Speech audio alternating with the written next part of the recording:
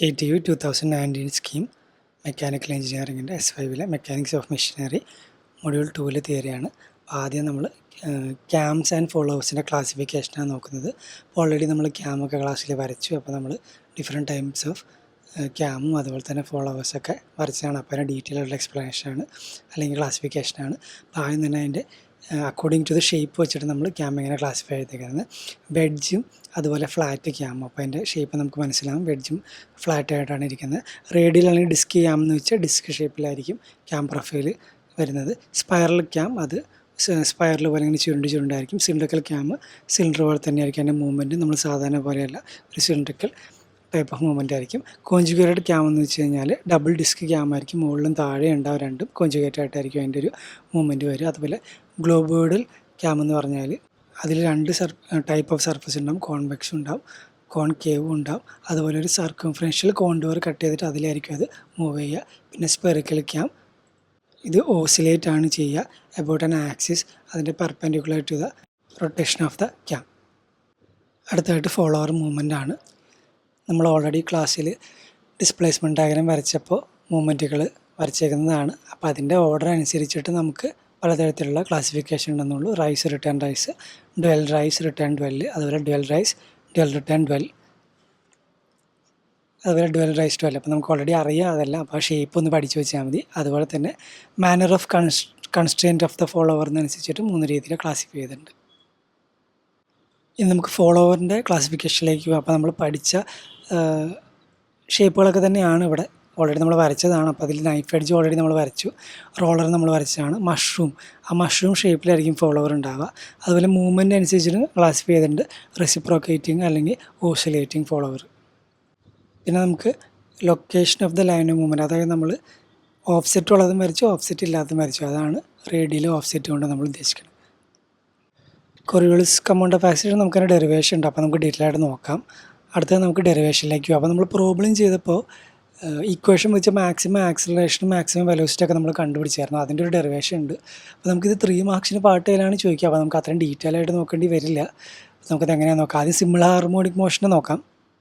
അപ്പോൾ ആദ്യം തന്നെ നമ്മൾ ഡിസ്പ്ലേസ്മെൻറ്റ് ഇക്വേഷൻ എഴുതി വയ്ക്കുക അവിടെ. അപ്പോൾ ക്യാമറ റൊട്ടേഷൻ എപ്പോഴും അതിൻ്റെ ആംഗിൾ ടേൺ ചെയ്യുന്നതിന് പ്രപ്പോർഷനിലായിരിക്കും. അപ്പോൾ നമുക്ക് β/π=θ/φ എന്നൊരു ഇക്വേഷൻ എഴുതാം.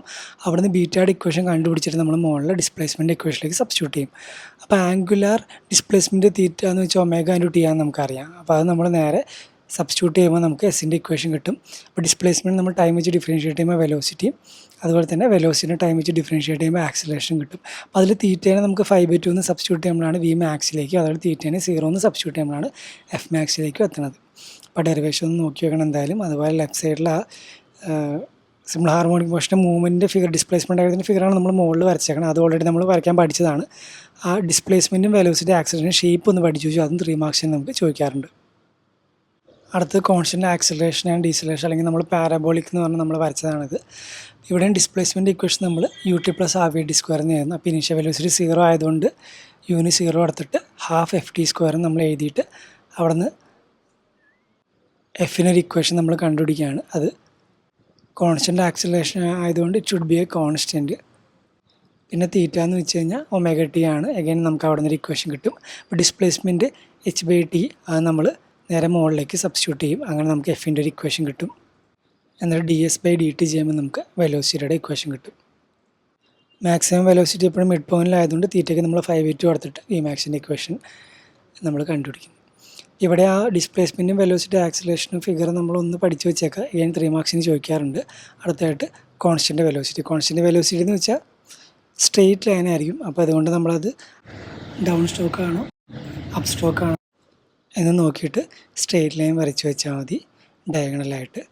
അവിടെ നമുക്ക് ട്രയാങ്കിളിൽ നിന്ന് S/h=θ/φ എന്ന ഇക്വേഷൻ കിട്ടും. അവിടെ നിന്ന് എസ് കണ്ടുപിടിക്കുക, അഗൈൻ ഡിഫറൻഷ്യേറ്റ് ചെയ്യുക. അപ്പോൾ നമുക്ക് വെലോസിറ്റിയും ആക്സിലറേഷൻ കിട്ടും. അപ്പോൾ ആ ഡിസ്പ്ലേസ്മെൻറ്റിൻ്റെയും വെലോസിറ്റി ആക്സിലറേഷനും ഫിഗർ ഒന്ന് നോക്കി വയ്ക്കുക. അടുത്തായിട്ട് സൈക്ലോയിഡൽ മോഷനാണ്.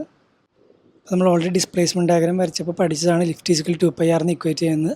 അതുപോലെ തന്നെ ഇവിടെ ഇക്വേറ്റ് ചെയ്യുക, ദാറ്റ് = 4 ആയിട്ടാണ് നമ്മൾ ഇക്വേറ്റ് ചെയ്യുന്നത്. അവിടെ നമുക്ക് ആറിൻ്റെ വാല്യൂ കിട്ടും. അതുപോലെ ഡിസ്പ്ലേസ്മെൻറ്റ് ഇക്വേഷൻ നമ്മൾ എഴുതി വെച്ചിട്ടുണ്ട്. അതിന് ടൈം വെച്ച് ഡിഫറൻഷ്യേറ്റ് ചെയ്യുക. അഗെയിൻ തീറ്റയ്ക്ക് നമ്മൾ θ/2 എന്ന് ഇട്ട് കൊടുക്കുക. അതുപോലെ തന്നെ ആക്സിലറേഷനും dv/dt ചെയ്യുമ്പോൾ നമുക്ക് അതും കിട്ടും. തീറ്റയ്ക്ക് 5/4 എന്ന് സബ്സ്റ്റിറ്റ്യൂട്ട് ചെയ്യുമ്പോഴാണ് നമുക്ക് എഫ് മാക്സിൻ്റെ വാല്യൂ കിട്ടുക. എഗെയിൻ ആ ഡിസ്പ്ലേസ്മെൻറ്റ് വെലോസിറ്റി ആക്സിലറേഷൻ പഠിച്ചു വയ്ക്കുക. ഇത് ചോദിക്കാറുണ്ട് 3 മാർക്സിന്. ഇതിലേതെങ്കിലും ഒന്ന്. അടുത്തായിട്ട് നമുക്ക് കൊറിയോളിസ് കമാൻഡ് ഓഫ് ആക്സിലറേഷൻ നോക്കാം. ഇവിടെ നമ്മൾ ലിങ്ക് കൺസിഡർ ചെയ്യുക, റൊട്ടേറ്റിംഗ് ലിങ്ക്. അതിൻ്റെ അകത്ത് ഒരു പോയിൻ്റ് എടുക്കുക. ആ പോയിൻ്റ് ആ ലിങ്കിൻ്റെ ഉള്ളിൽ കിടന്ന് സ്ലൈഡ് ചെയ്യുകയും ചെയ്യുന്നുണ്ട്. അപ്പോൾ at the same time link rotate ചെയ്യുന്നുണ്ട്, ആ പോയിൻ്റ് സ്ലൈഡും ചെയ്യുന്നുണ്ട്. അങ്ങനെയാണെങ്കിൽ അവിടെ 2 തരത്തിലുള്ള ആക്സിലറേഷൻ ഉണ്ട്.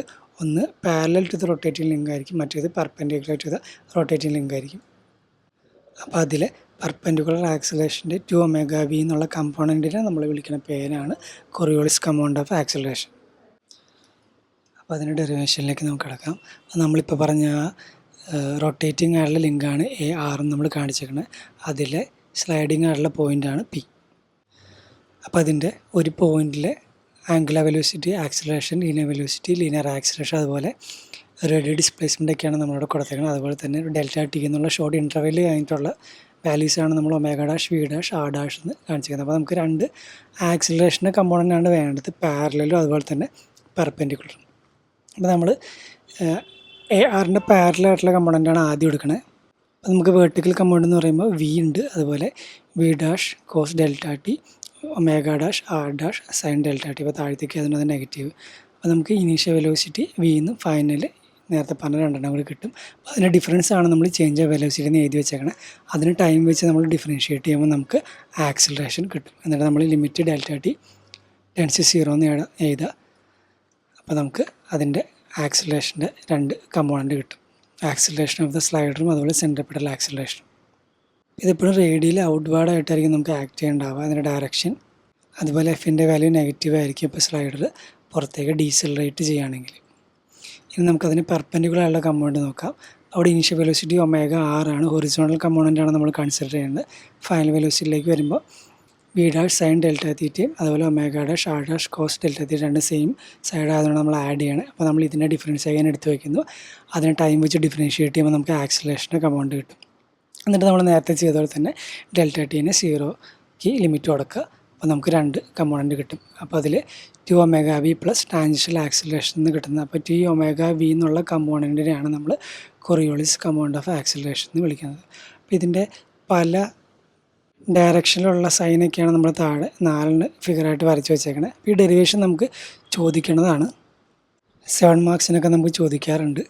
അപ്പോൾ അതൊന്ന് നോക്കി വയ്ക്കുക. അതുപോലെ തന്നെ ആ ക്യാമിൻ്റെ ഫോളോവറിൻ്റെ ക്ലാസിഫിക്കേഷനും ഇമ്പോർട്ടൻ്റ് ആയിട്ടുള്ള അതിൻ്റെ ആ ഡെറിവേഷനും നമുക്ക് 7 മാർക്സിനും 3 മാർക്സിനൊക്കെ ചോദിക്കാറുണ്ട്.